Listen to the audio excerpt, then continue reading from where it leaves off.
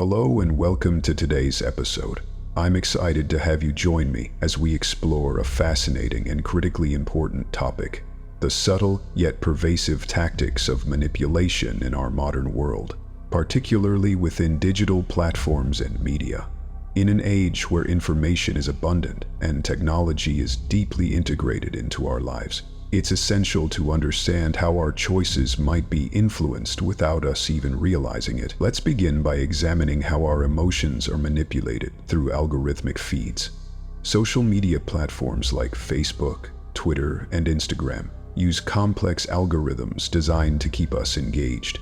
They prioritize content that elicits strong emotional reactions, especially those tied to our primal instincts like anger, fear, and outrage.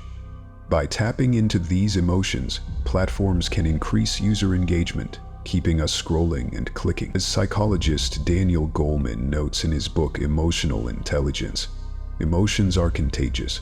We transmit and catch moods from each other. This emotional contagion online can create echo chambers that amplify extreme sentiments. These emotional triggers often bypass our logical thinking processes, creating vulnerabilities that can be exploited to insert targeted messages and shape behavior. It's a phenomenon that aligns with the concept of fast thinking described by Nobel laureate Daniel Kahneman in Thinking Fast and Slow. Kahneman explains how our quick, automatic thought processes can be influenced by external stimuli, leading us to make decisions without deliberate reasoning. Moving on to the strategy of division, we see examples of this tactic in the increasing political polarization and the rise of identity politics.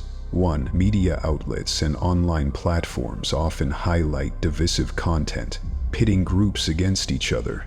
This controlled opposition keeps people distracted and at odds, while those in positions of power consolidate control. George Orwell, in his dystopian novel 1984, warned us about such manipulation. The best way to keep a prisoner from escaping is to make sure he never knows he's in prison. The manufacturing of desire is another layer of manipulation that's become omnipresent in our consumer-driven society. Advertising has evolved from simply informing consumers to creating artificial wants and needs. Influencers on social media promote lifestyles and products that shape our perceptions of success and happiness. As the French sociologist Jean Baudrillard discussed in The Consumer Society, we are no longer in a system of need, but in a system of desire. Our actions become dictated by these manufactured desires, often leading us to pursue things that offer no real fulfillment. Shaping identity is a powerful tool in the manipulator's arsenal. We're constantly bombarded with messages about who we should be, how we should look, and what we should value. These curated personas are reinforced by social validation mechanisms like likes, shares, and comments. This not only influences individual behavior, but also creates a culture of conformity. The philosopher Friedrich Nietzsche once said, "Become who you are." Yet, in a world of prescribed identities, embracing our authentic selves becomes increasingly challenging. The normalization of absurdity is a tactic where repeated exposure to outrageous or extreme behavior eventually leads to its acceptance. When we're constantly confronted with sensationalized news or scandalous content, our baseline for what's considered normal shifts. This phenomenon is reminiscent of the Overton window, a concept that describes how ideas previously seen as radical can become acceptable through gradual shifts in public discourse. False empowerment is another form of manipulation. We're often told that we have a voice and that our opinions matter, especially on social media platforms. However, true expression is frequently restricted to narratives that align with prevailing ideologies. Dissenting voices may be silenced or marginalized.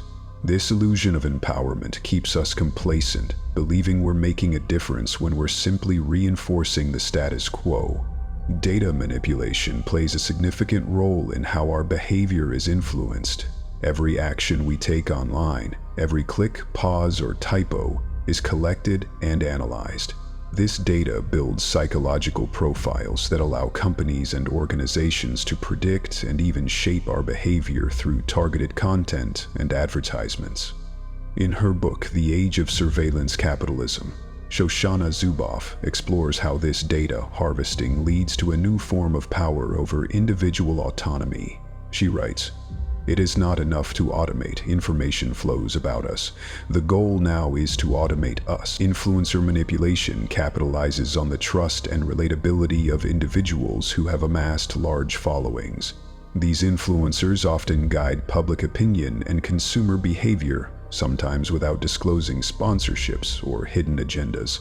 This blurs the line between genuine recommendations and strategic marketing. As media theorist Marshall McLuhan famously stated, "The medium is the message." Solicitation number 9. The platform and the messenger become as influential as the content itself. The strategic use of crises, whether real or manufactured, is a historical tactic to encourage people to surrender freedoms in exchange for security.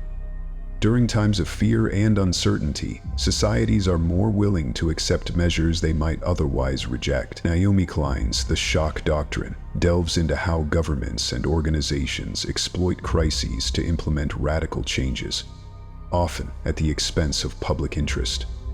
These tactics suggest that those in control aren't merely managing society, they're programming it. The more predictable and malleable we become, the more we are viewed as expendable. This echoes the sentiments of philosopher Jacques Ellul in The Technological Society, where he warns about the manipulation of humans through technology, stating, "Modern technology has become a total phenomenon for civilization, the defining force of a new social order." So, how do we resist this invisible control? The first step lies in awareness. By understanding how manipulation operates, we can begin to recognize when it's happening to us. Reclaiming our attention is crucial in an age where distractions are constant.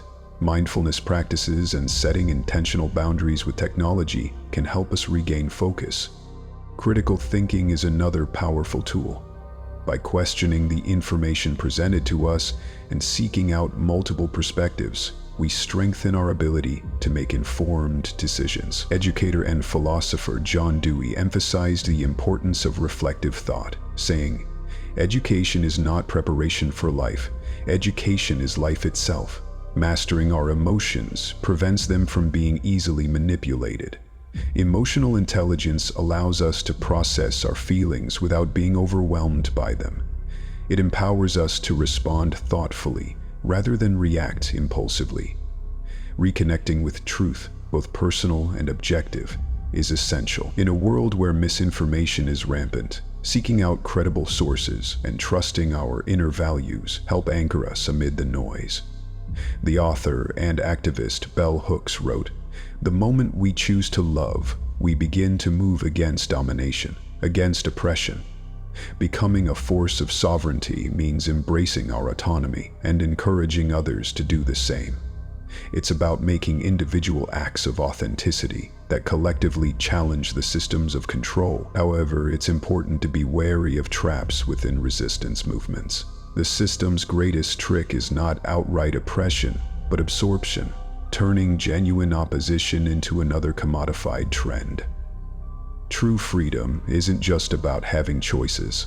It's about being aware of how those choices are presented and who controls them. By cultivating awareness, we move beyond passive acceptance and become active participants in shaping our lives. In closing, I invite you to reflect on everything we've discussed. The manipulation we've explored isn't an abstract concept. It's a reality that affects us all. But now that we're aware, we have the opportunity to take action. Will we continue along the path of least resistance, or will we choose to reclaim our minds and lives? Remember, sharing this awareness with others amplifies its impact. Conversations spark change, and together we can break the cycle of manipulation. Thank you for joining me on this journey today. Stay curious, stay critical, and most importantly, stay true to yourself. Until next time, take care.